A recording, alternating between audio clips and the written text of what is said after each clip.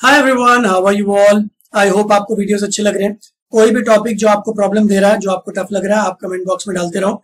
I will try my level best to make those videos as soon as possible. Right, तो आज जो हम लोग टॉपिक पढ़ेंगे, that's a very basic topic of organic chemistry. Benzene का नाम सबने सुना हुआ है, पर बेंजीन की reactions, most of the reactions किस तरीके की होती है, ठीक है, आप सबने सुना होगा ये नाम पक्का, इलेक्ट्रोफिलिक सब्स्टिट्यूशन। तो इसको हम लोग आज बहुत डिटेल में करेंगे। तो किस तरीके से रिएक्शन होती है, मैकेनिज्म क्या होता है, एवरीथिंग। एंड आई होप कि आप लोग पेन और पेपर लेके बैठते हो मेरे वीडियोस में, राइट, बिकॉज सिर्फ वीडियो देखने से समझ नहीं आएगा। Till the time you don't make notes, till the time you don't practice, तब तक ऑर्गेनिक केमिस्ट्री समझ में नहीं आएगी।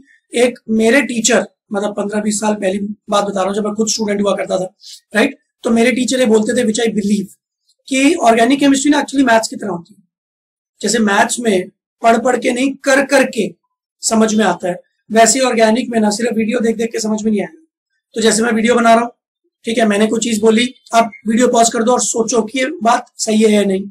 अगर आपको कोई डाउट है तो उस बात को वापस सुनो, राइट। तो इस तरीके से आपको एंगेज होके काम करना पड़ेगा। अगर आप एक मूवी की तरह इसको चला के बैठ जाओगे कि सर बोल रहे हैं और मुझे समझ में आ जाएगा, तो शायद आप उसको अप्लाई नहीं कर पाओगे जो मैं आपको बता रहा हूं, राइट। तो आपको खुद लिखना पड़ेगा, इट रिक्वायर्स प्रैक्टिस। और जेई, नीट, ये सब एग्जाम्स या टफ एग्जाम्स इतने आसान तो नहीं है, कंपटीशन कितना ज्यादा है, राइट। ये इतने कॉन्सेप्ट वाइज मुश्किल नहीं है, बट एप्लीकेशन करना पड़ेगा। So I advise you, all of you, with all my experience, is that कर करके ज्यादा सीखते हैं रादर देन वीडियो देख देख के, ठीक है। तो पेन और पेपर लेके बैठो, हर चीज जो मैं बोल रहा हूँ उसको लिखो, जो मैं इधर लिखूंगा उसको तो लिखना ही, राइट। चलो, तो ये जो इलेक्ट्रोफिलिक सब्स्टिट्यूशन नाम है ना, मैंने अपने एक्सपीरियंस में देखा है कि बहुत सारे बच्चों को इसमें बहुत डाउट होता है। तो हम लोग पहले इसको क्लियर करते हैं, इसका मतलब क्या है, ठीक है। तो जैसे एक बार क्वेश्चन आया था कि बेंजीन की मोस्ट ऑफ द रिएक्शंस किस कैटेगरी में होती है, what type of reactions. 4 options थे, उन ऑप्शंस में से एक ऑप्शन था इलेक्ट्रोफिलिक सब्स्टिट्यूशन, ठीक है। तो इसका मतलब क्या है वो समझते हैं। तो सबसे पहले मुझे आप ये बताओ, आप सबको बेंजीन का स्ट्रक्चर पता है। बेंजीन में ऑल्टरनेटिव इलेक्ट्रॉन्स के पेयर्स का पाई बॉन्ड होता है। इसी बेंजीन को आप इस तरीके से भी दिखाते हो। हम लोग इसके ऊपर और डिटेल्ड वीडियोस जीओसी में डालेंगे, बट आप सबको पता ना कि ये रेजोनेट जो कर रहा है, इसके पीछे का रीजन क्या है। तो हर कार्बन के ऊपर एक एक पी ऑर्बिटल है, राइट। अब अगर मैं नंबरिंग दे दूं, तो ये जो पाई बॉन्ड होता है ये एक्चुअली ओवरलैपिंग से बनता है। तो मैं आपको ये बोल सकता हूँ कि यार 1 और 2 वाला ओवरलैप कर गया, 3 और 4 वाला ओवरलैप कर गया, 5 और 6 वाला ओवरलैप कर गया। तो हमको एक पर्टिकुलर स्ट्रक्चर मिल गया, कैसा, इस तरीके का दिखने वाला। बट यार कोई गारंटी थोड़ी है कि 1 2 से ओवरलैप करे, 1 वाला 6 से भी कर सकता है। तो अगर 1 वाले ने 6 से ओवरलैप कर लिया, तो 2 वाला 3 से ओवरलैप करेगा, तो 5 वाला 4 से करेगा। तो इन दिस केस आपको कैसा स्ट्रक्चर मिलेगा, ये वाला। तो ये दोनों ही स्ट्रक्चर सही हैं और दोनों में से कोई भी पॉसिबिलिटी हो सकती है। तो इसको हम लोग एक रेजोनेंस हाइब्रिड की तरह दिखाते हैं कि भाई स्ट्रक्चर 1 भी हो सकता है, स्ट्रक्चर 2 भी हो सकता है। तो एक्चुअली प्रैक्टिकली स्पीकिंग, ना स्ट्रक्चर 1 होता है ना स्ट्रक्चर 2 होता है, इन दोनों का हाइब्रिड होता है। इन दोनों का हाइब्रिड कैसा दिखता है, तो उसको दिखाने के लिए हम लोगों ने एक रिप्रेजेंटेशन बना लिया ऐसा। तो हम लोग बेंजीन का एक हेक्सागन बनाते हैं और उसके अंदर एक सर्कल बना देते हैं। सर्कल का मतलब इलेक्ट्रॉन क्लाउड। तो ये जो ओवरलैपिंग हो रही है ना ऊपर, तो ये ओवरलैपिंग एक्चुअली ऐसे दिखा सकते हैं हम लोग कि एक ओवरलैपिंग ऊपर की तरफ हो रही है, एक ओवरलैपिंग नीचे की तरफ हो रही है। अब एक्चुअली 3D चीज है, तो 2D में बनाना उतना आसान तो नहीं, राइट। बट आपको 3D स्ट्रक्चर्स एनसीईआरटी बुक में भी दिखेंगी, तो आप उसको देखो। बट द पॉइंट इज, ये बेंजीन है, बेंजीन का every carbon is sp2 hybridised. अब आप में से कुछ लोगों को हाइब्रिडाइजेशन नहीं आती होगी, अरे सर मुझे नहीं आती, तो बेटा एक काम करो, मेरे चैनल पे केमिकल बॉन्डिंग की प्लेलिस्ट में हाइब्रिडाइजेशन मिल जाएगा। नहीं तो आप सीधा यूट्यूब पे टाइप कर लो हाइब्रिडाइजेशन अभिषेक जैन केमिस्ट्री, तो आपको दिख जाएगा हाइब्रिडाइजेशन के पार्ट 1 2 3 2-3 वीडियो। तो हाइब्रिडाइजेशन की वीडियो देख लो तो आपको समझ में आ जाएगा कि every carbon is sp2 hybridised. और आपको एक और चीज पता चलेगी कि sp2 हाइब्रिडाइज्ड कार्बन जो होता है वो प्लेनर होता है। प्लेनर मतलब प्लेन में। तो अब एक चीज समझो, ये जो 6 कार्बन है ना, एक प्लेन में, हर कार्बन के ऊपर इस तरीके से एक एक पाई बॉन्ड है। तो 1 वाला 2 से ओवरलैप कर रहा है, 2 वाला 3 से, 3 वाला 4 से, 4 वाला 5 से, 5 वाला 6 से। तो ये ऊपर वाले सब ओवरलैप कर रहे हैं। तो आपको एक रिंग स्ट्रक्चर बनी हुई दिख रही, रिंग, इसको मैं बोलता हूं इलेक्ट्रॉनिक क्लाउड का रिंग। ये इलेक्ट्रॉन्स हैं जो ऊपर हैं, जो रिंग फॉर्मेट में। सिमिलरली नीचे भी इलेक्ट्रॉन्स हैं। तो आप एक चीज समझ लो कि बेंजीन के पास ना खूब सारे इलेक्ट्रॉन्स हैं, ऊपर भी नीचे भी। तो अब अगर कोई स्पीशी बेंजीन की तरफ अट्रैक्ट हो रही है तो शायद उसको इलेक्ट्रॉन चाहिए होंगे, तभी तो अट्रैक्ट हो रही, क्योंकि बेंजीन इज इलेक्ट्रॉन रिच। तो ये पूरी चीज आपको बताने का पर्पस क्या था कि आपको समझ में आए कि बेंजीन इज इलेक्ट्रॉन रिच। तो जिन लोगों को बेंजीन चाहिए होगा, इलेक्ट्रॉन चाहिए होगा, वही आएंगे ना बेंजीन के पास। So now this is from where we get our nomenclature. Nomenclature का सिंपल मतलब सिर्फ IUPAC नॉमेनक्लेचर नहीं होता। नॉमेनक्लेचर का मतलब होता है नाम रखने का तरीका, राइट। तो इलेक्ट्रोफाइल को इलेक्ट्रोफाइल क्यों बोला गया, ध्यान से सुनो। फाइल, जिससे ये वर्ड आया फिलिक, ये एक लैटिन या ग्रीक वर्ड है। आपको पता है कि इंग्लिश, बहुत सारी इंग्लिश के वर्ड्स लैटिन और ग्रीक में से आए, ठीक है। अगर कुछ लोग डिटेल में जानते तो आपको ये भी पता होगा कि मैंने एक बुक भी लिखी हुई है इंग्लिश वोकैबुलरी के ऊपर। तो आप लोग जब कॉलेज में जाते हो तो वहां पे आपको इंग्लिश वोकैबुलरी की बहुत जरूरत पड़ती है इंटरव्यूज के लिए एंड ऑल। तो आप वो बुक देख सकते हो, उसके ऊपर एक ऐप भी है वोल्ट। वोल्ट वोकैबुलरी टाइप करोगे तो आपको मिल जाएगा। तो मैंने इन सब चीजों पे अपने कॉलेज में बहुत रिसर्च की थी, राइट, क्योंकि मेरी इंग्लिश भी उस टाइम पे उतनी अच्छी नहीं हुआ करती थी, आज की डेट में बहुत अच्छी, राइट। तो philic has come from a word philia, and philia is opposite of phobia. मैं काफी बार बच्चों को ऐसा बताता रहता हूँ। तो फोबिया का मतलब होता है डर, जिससे आप डरते हो, जिससे आप रिपेल होते हो। फिलिया का मतलब होता है जिसको आप प्यार करते हो, राइट। तो इलेक्ट्रोफिलिक एक ऐसी चीज को बोलेंगे जिसको इलेक्ट्रॉन से प्यार है। अगर कोई रिएजेंट है, मैं उसको ई से रिप्रेजेंट कर रहा हूं, इसको इलेक्ट्रॉन से प्यार है, इसका मतलब क्या है, इसके पास कम होंगे ना। आपके पास जिस चीज की कमी होती है आपको वही चीज प्यारी होती है, राइट। जिसकी हेल्थ कम है, जो वीक है, उसको हेल्थ अच्छी लगती है, वो चाहता है कि मुझे हेल्थ मिल जाए। जिसके पास पैसे कम है वो चाहता है कि मुझे पैसे मिल जाए, राइट। तो इलेक्ट्रोफिलिक मैं उस स्पीशी को बोलूंगा जिसके पास इलेक्ट्रॉन्स की कमी है। तो या तो वेकेंट और वाइटल्स होंगे, जैसा कि AlCl3 के केस में हमने काफी वीडियोस में देखा है, या फिर पॉजिटिव चार्ज होगा, सिंपल। यार जिसके ऊपर पॉजिटिव चार्ज है उसको इलेक्ट्रॉन चाहिए, सिंपल है भाई, पॉजिटिव और नेगेटिव अट्रैक्ट करते हैं ना। तो हम लोग इलेक्ट्रोफाइल्स को जनरली E+ नाम से लिखते, ठीक है। तो आई होप आपने यहां तक लिख लिया होगा। आगे बढ़ता हूं। तो ये जो इलेक्ट्रोफाइल है ये इलेक्ट्रॉन रिच स्पीशीज से अट्रैक्ट होगा या नहीं होगा, ऑब्वियसली होगा। तो इसीलिए हम लोग बोलते हैं कि बेंजीन का रिएक्शन हुआ इलेक्ट्रोफाइल से, तो ये इलेक्ट्रोफाइल जुड़ जाएगा बेंजीन के ऊपर, और फाइनल रिएक्शन क्या होगी मैं आपको बता देता हूँ। इसका मैकेनिज्म अभी मैं थोड़ी देर में आपको बताऊंगा, ठीक है। तो इलेक्ट्रोफाइल आके जुड़ गया, ठीक है। तो ये मोटा मोटा कॉन्सेप्ट है, बेंजीन के ऊपर इलेक्ट्रोफाइल आया। बट कॉमन सेंस ध्यान से समझो, बेंजीन के हर कार्बन के ऊपर एक एक हाइड्रोजन होता है, इसीलिए तो आप उसका फॉर्मूला लिखते हो C6H6, ठीक है। भले ही हम लोग लिखते नहीं है बट होता तो है। अब आपका जो इलेक्ट्रोफाइल है वो इस कार्बन पे आके जुड़ गया, वेरी गुड, कोई दिक्कत नहीं है हमको। बट आप ये बताओ यार कि ये जो मैं जानबूझ के ब्लू कलर से कर रहा हूं ताकि आप फोकस कर पाओ उससे, ये जो कार्बन है इसने ऑलरेडी 4 बॉन्ड बना रखे हैं। देखो, एक सिंगल बॉन्ड ये, एक डबल बॉन्ड ये, और एक सिंगल बॉन्ड ये, तो 4 बॉन्ड बने हुए हैं, राइट। तो 4 बॉन्ड ही मैक्सिमम कार्बन बना सकता है। तो यार इलेक्ट्रोफाइल आ गया तो 5वां बॉन्ड तो नहीं बनेगा। तो इलेक्ट्रोफाइल आया तो ये हाइड्रोजन एक्चुअली चला गया। इलेक्ट्रोफाइल आया, हाइड्रोजन गया। इसको हम लोग सिंपल इंग्लिश में बोलते हैं रिप्लेसमेंट। भाई एक आदमी आया एक आदमी गया। इसको हम लोग केमिस्ट्री में बोलते हैं सब्स्टिट्यूशन। सब्स्टिट्यूट हो गया, hydrogen has been substituted by the electrophile. तो क्या मुझे इसका नाम सब्स्टिट्यूशन रिएक्शन रखना चाहिए? Answer is yes. हम लोग और वीडियोस में SN1 SN2 भी करेंगे ना, न्यूक्लियोफिलिक सब्स्टिट्यूशन, इलेक्ट्रोफिलिक सब्स्टिट्यूशन, वो सब छोड़ो। अभी के लिए सब्स्टिट्यूशन का मतलब एक आया एक गया। तो गया कौन? हाइड्रोजन। आया कौन? ये इलेक्ट्रोफाइल। तो ये सब्स्टिट्यूशन है।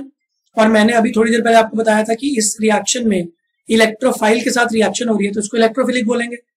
इसीलिए इसका पूरा नाम रखते हैं इलेक्ट्रोफिलिक सब्स्टिट्यूशन। अब ये सब टेक्निकल कीवर्ड्स बड़े इंपॉर्टेंट है। आप बोर्ड्स की भी तैयारी कर रहे हो, बोर्ड्स भी आपको देने ही है, बोर्ड्स में ये सब कीवर्ड्स बड़े इंपॉर्टेंट है। आपको इन्हीं कीवर्ड्स के ऊपर ऑब्जेक्टिव क्वेश्चंस भी मिल जाएंगे, ठीक है। तो ये छोटी छोटी टेक्निकल चीजें जो आपको आनी चाहिए, ठीक है। तो किसी भी सब्जेक्ट के लिए ना ऐसा बोलते हैं कि इंग्लिश का वर्ड मैं यूज कर रहा हूं, जार्गन, JARGON। इसके पीछे की मैं आपको 1 मिनट में एक चीज बताता हूँ। जब एक डॉक्टर एक नॉर्मल आदमी से बात करता है तो वो सिंपल लैंग्वेज में सब चीजें बताता है, बट कभी आपने एक डॉक्टर को दूसरे डॉक्टर से बात करते हुए सुना तो वो लोग ऐसी टर्मिनोलॉजीज यूज करते हैं ना जो आप आम आदमी को समझ में नहीं आती। आम आदमी के लिए बुखार की गोली को बोलते हैं क्रोसिन ले लो, बट डॉक्टर पता क्या बोलते हैं, पैरासीटामोल। आपको पता है paracetamol is a chemical compound which is present in the brand name called as Crocin. Crocin तो एक दवाई के ब्रांड का नाम है।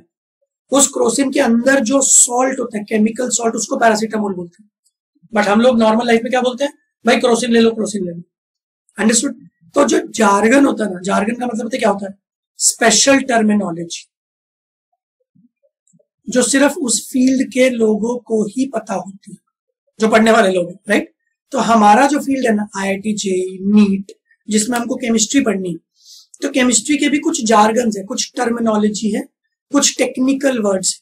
अगर आपको वो नहीं आते होंगे ना तो आपको बहुत सारी बुक्स में क्या लिखा है वो समझ में नहीं आएगा, क्वेश्चन में क्या पूछा गया वो समझ में नहीं आएगा, राइट। और कभी ना कभी जब आप टेक्निकल टर्मिनोलॉजी यूज करते हो तो सामने वाले को भी लगता है कि ये लर्नर्ड आदमी है, इसको पता है।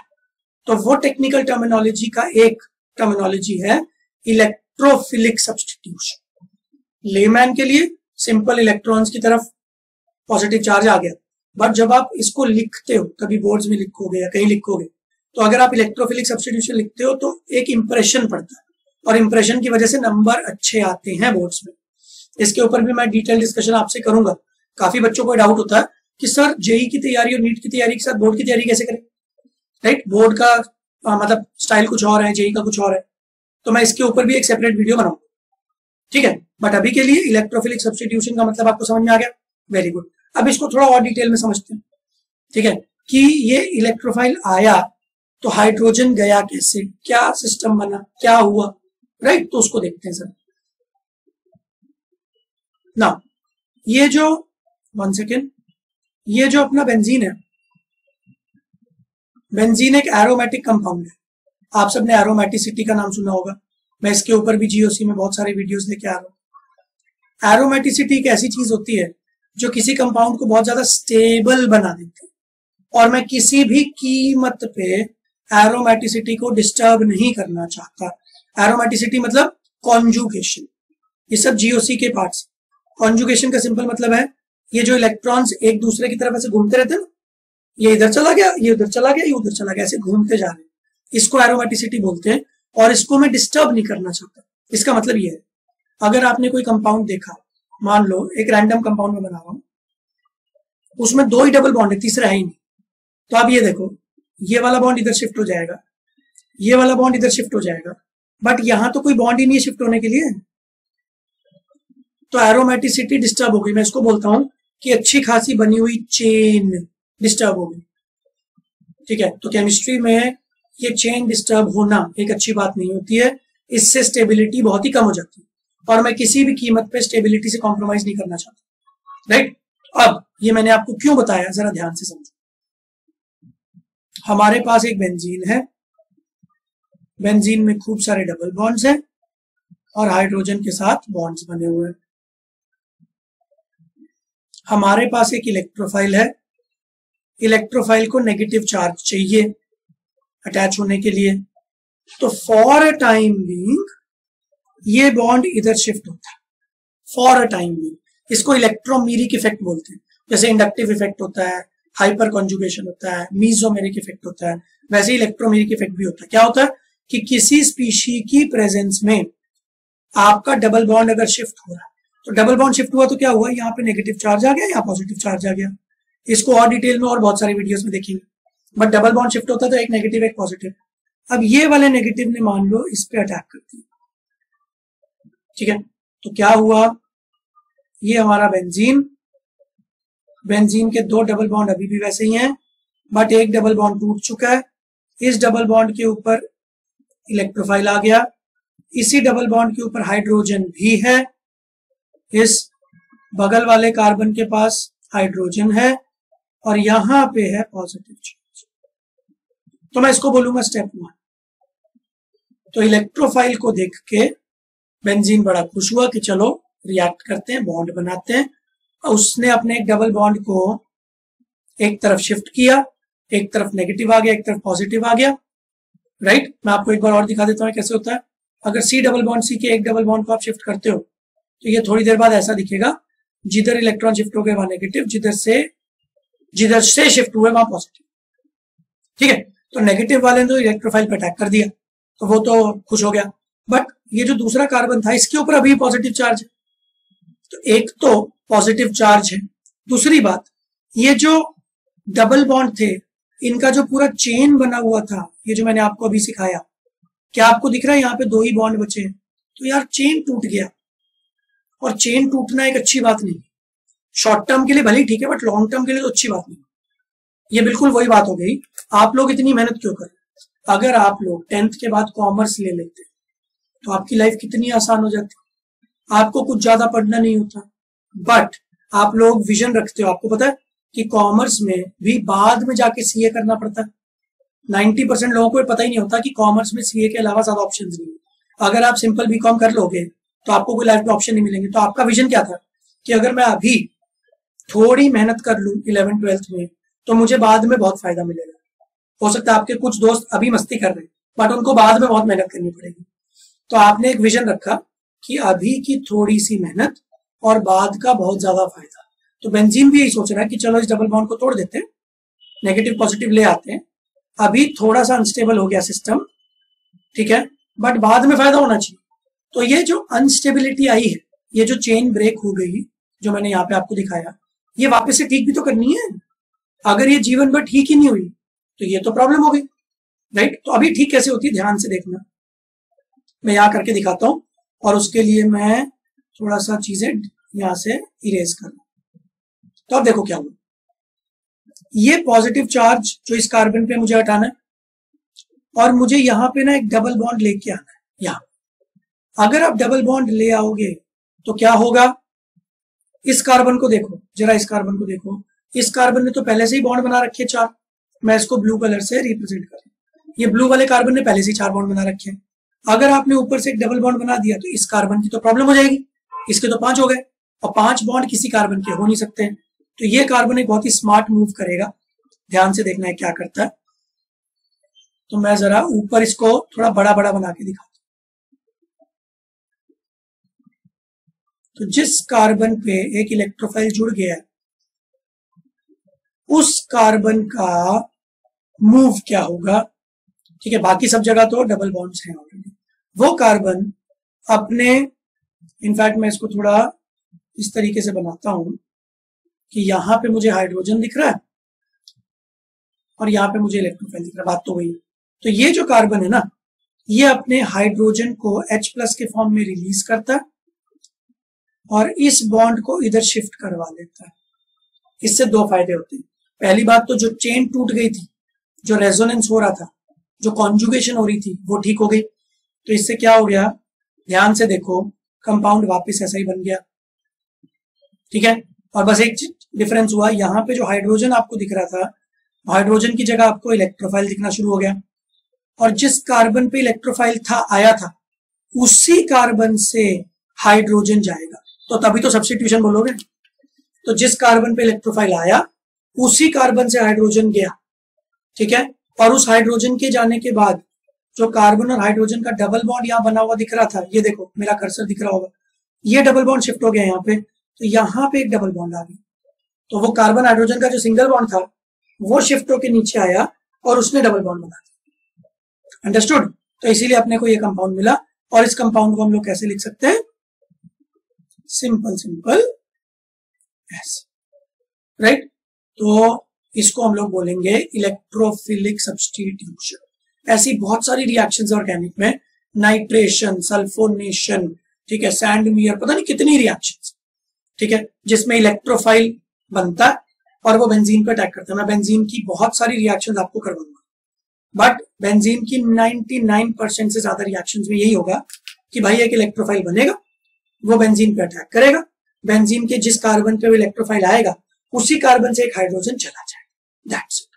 अब वो इलेक्ट्रोफाइल कौन होगा, इसके ऊपर बहुत सारी रिएक्शंस होंगी, बट कॉमन सेंस ये है कि वो इलेक्ट्रोफाइल होगा, राइट। तो आज के लेक्चर से, आज के वीडियो से एक चीज आप समझ लो कि बेंजीन के पास इलेक्ट्रॉन्स है बहुत सारे, एक इलेक्ट्रोफाइल है, वो इलेक्ट्रोफाइल बेंजीन के ऊपर आएगा, जिस कार्बन पे आएगा उसी कार्बन से हाइड्रोजन जाएगा, ठीक है। तो इसीलिए इस रिएक्शन का नाम हमने क्या रखा, इलेक्ट्रोफिलिक सब्स्टिट्यूशन रिएक्शन। जब मैं बोलता हूं कि 99% टाइप ऑफ रिएक्शन ऐसी होती है, तो 1% वो भी होती है जो ऐसी नहीं होती, तो मैं उसके ऊपर भी डिस्कशन करूंगा, बट जनरली क्या होता है वो हमको इस वीडियो में समझ में आ गया। और अगर आपने पुराने वीडियोस देखे तो फ्रीडल क्राफ्ट, उसमें आपने देखा कि R+ एल्काइल या acyl carbocation as an electrophile produce होते हैं। तो इलेक्ट्रोफाइल प्रोड्यूस करने के हमारे पास बहुत तरीके, बट अगर एक बार इलेक्ट्रोफाइल प्रोड्यूस हो गया तो बेंजीन का रिएक्शन उसके ऊपर जरूरी है, राइट। तो आई होप आपको इस वीडियो से काफी क्लैरिटी आ रही है। एंड डेफिनेटली अगर आपका ऑर्गेनिक अच्छा नहीं है तो कुछ कुछ चीजें आपको डाउट आएंगी, डाउट आना बहुत ही नेचुरल चीज है, स्वाभाविक, राइट। तो आप अपने डाउट्स के लिए ना एक पेन पेपर रखो, लिखते रहो। आई एम वेरी श्योर कि जितने ज्यादा वीडियोस देखते रहोगे आपके छोटे छोटे डाउट सारे क्लियर होते जाएंगे। और फिर भी उसके बाद आपको कोई डाउट है तो आप चैट बॉक्स में मुझे बताओ। अगर कोई कॉन्सेप्चुअल डाउट है वो बताओ, कोई टॉपिक का डाउट है वो बताओ। I will try to make as many videos as possible to help you students to crack your exams, right. तो चलो, आई होप आपको पसंद आया ये लेक्चर, और वीडियोस मैं बनाता रहूंगा, आप देखते रहो। और अगर अच्छा लगे तो लाइक, सब्सक्राइब, शेयर कर देना, ठीक है। चलो, बाय बाय, टेक केयर।